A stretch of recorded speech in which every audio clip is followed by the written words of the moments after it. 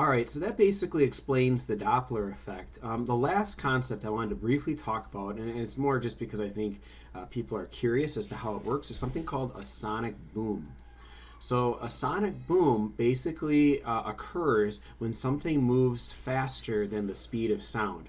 Remember, the speed of a sound wave is dependent upon the medium through which it travels. So it's going to depend on a lot of factors, like what the air temperature is, if you're moving through air or not. So sound moves at different speeds. But generally speaking, we're talking about probably about 340 meters per second or so in terms of the speed of sound in normal room temperature air. Just Googling this real quick, 343 is what they're telling me is the speed of sound in room temperature air that's dry. So if you go faster than that speed, you're going to have a sonic boom occur, which is basically a piling up of compressional wave fronts, and it creates a very loud boom.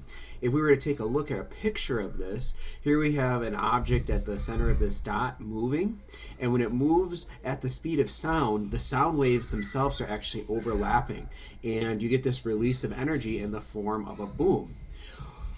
Going as fast as the speed of sound is nothing really special. We've been able to do it with cars for a while now, and for sure jets. I mean, you have jets that are called Mach 2 or Mach 3, indicating the Mach is the number of times faster than the speed of sound that it travels. So pretty crazy how fast some of our vehicles or jets can fly.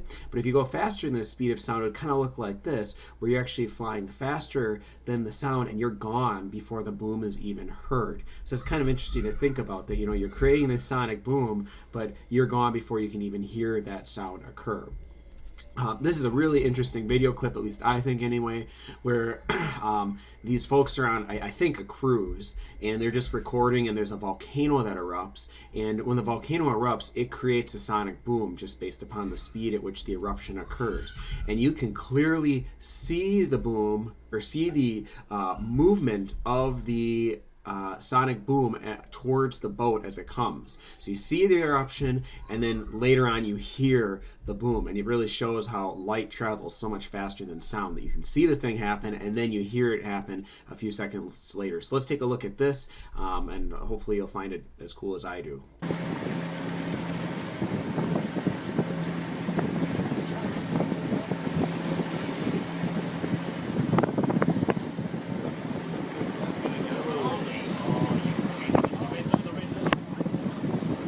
Watch out for the shock, it's coming.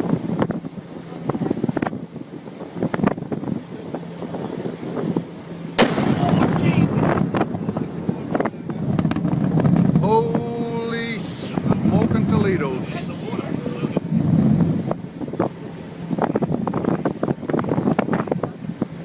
Man.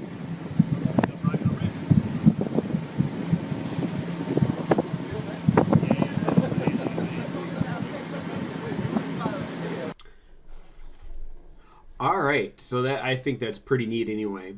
I appreciate you guys hanging with me. I know this is a long time of you just sitting here watching me on a video, and we're looking at different YouTube clips and stuff, but this is about as interactive as I could make today based upon the circumstances. The goals today are really two things. Well, I guess three things. One, I'm going to pass out, or have the sub pass out, a Doppler effect practice sheet. And I am asking that you turn this in. It's just one side. It looks like this. And basically, it's all about the Doppler effect. So you're just going to be answering questions about the Doppler effect. One side, shouldn't take you that long. Most of it's true or false, a little bit of writing, but no real calculations occurring. Then, after you're done with the Doppler effect sheet, I'm bringing back an oldie but definitely a favorite, and that's MOPS.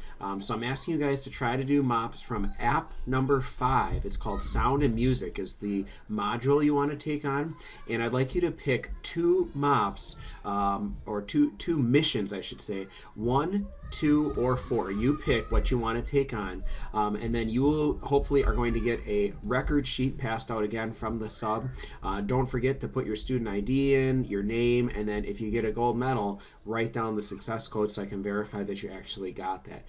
Again, MOPS, I know they aren't always everyone's favorite thing to do, but they are a great way to review for the test and get ready for what's coming next week. So to basically finish the block off today, I'd like you guys to, again, work on the Doppler effect sheet. When you get that done, throw it in the basket. Then grab a tablet, start to do MOPS. Do at least 2 of them. If you want to do all 3, it's extra credit to do the extra one. And towards the end of the block, I'm going to have the sub pass out the review sheet. And that review sheet, the answers will be posted in Google Classroom, so you can certainly check them out over the weekend. If you have any questions at all, feel free to shoot me an email. And then again, when we get back together next block, we can go over any questions that you may have, do a little review, go over the stuff that we talked about today in the video, because obviously I'm not there to answer questions for you. What I'd like to leave off with, and if you want to stop the movie because you've had enough of me and my YouTube videos, this is that video. It's dealing with different ways you can basically make sound. It's pretty cool. I think it's worth staying tuned for. But again, if you just want to get right down to stuff, feel free to do that. But this is, if you recall, there was that plate that they had salt on, and they were making it create different vibrational patterns. That's what this video clip is about. So I will leave off with this. It's about 3 to 4 minutes long. Hope you guys have a good day today, and we will see you next block. Take it easy.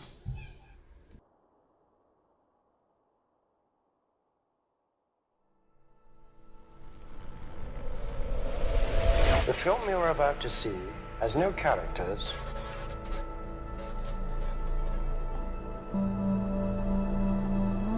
If you spare a little of your imagination, it is a film to describe to you the effect of cymatic frequencies on matter.